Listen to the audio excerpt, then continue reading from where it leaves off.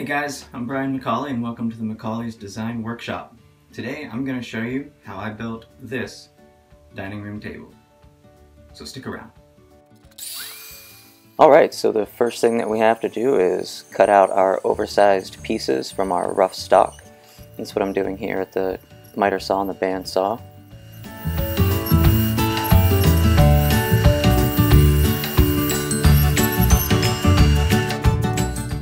This is the walnut that the client provided me to use for the top of the table.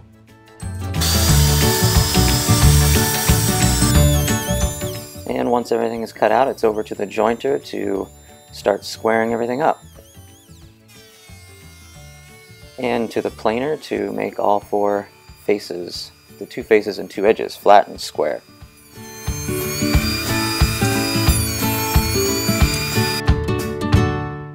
Once everything is flat and square,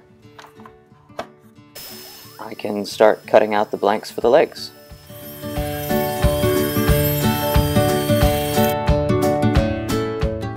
And there we go, 8 legs.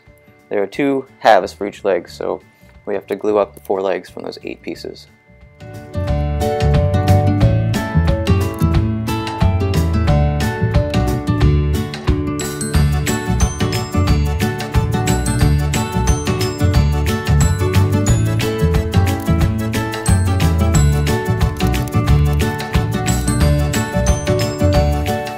With the glue drying on the legs, we can start cutting out the pieces for the aprons and the stretchers of the table.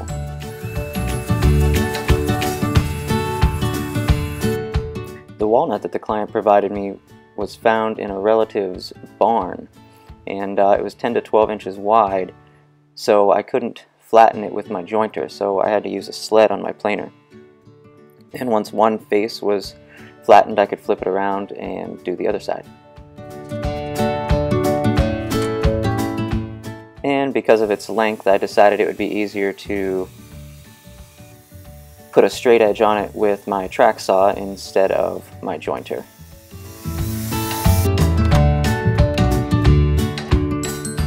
And once we have the 2 flat faces and 1 straight edge, we can rip it to its final size.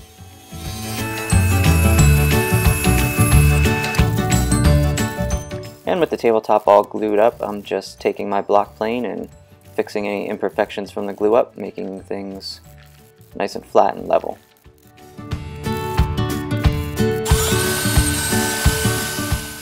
And now we'll trim the edges of the table to get ready to put the breadboard ends on. I use my Festool domino to attach breadboard ends. I did a separate video on this, and I'll leave a link to that video in the description of this one. Once the breadboard end is fit, you have to drill for the dowels that will actually attach it. And elongate the holes to accommodate the movement of the tabletop.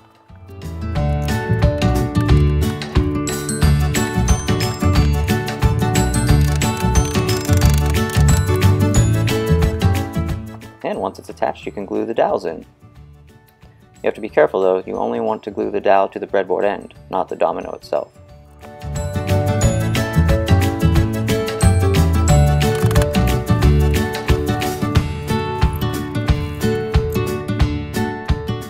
With the tabletop assembled, it's time to sand it.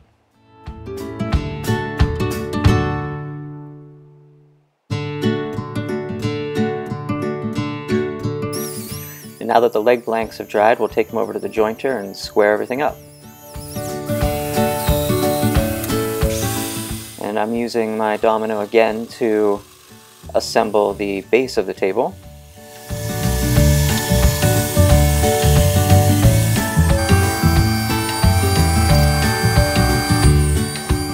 This is cutting the groove for the stretcher that goes along the bottom of the table. And with all the joinery cut, I can now start to assemble the legs of the table.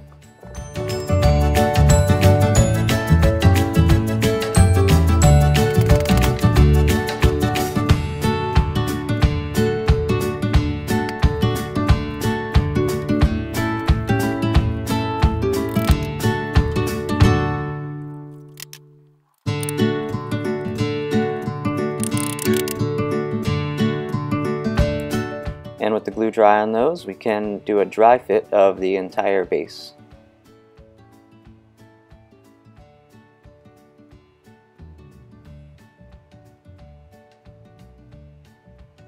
And measure the length for the stretcher that goes between the two legs.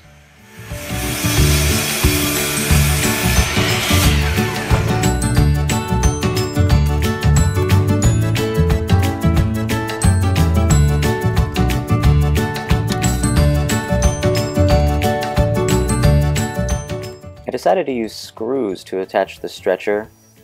That way, if the client ever had an issue getting it through a door, they could just remove the stretcher and sort of angle the table through the door. With everything fitting together, it's time to start putting finish on. This is an ebony stain. The top will be left natural.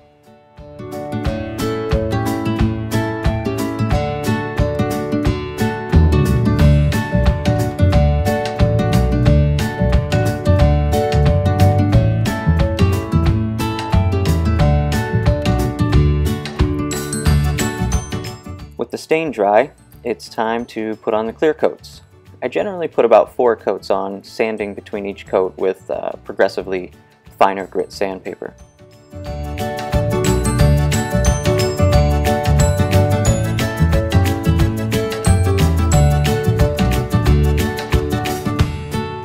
And these are some photos of the final table. Let me know what you think in the comments below.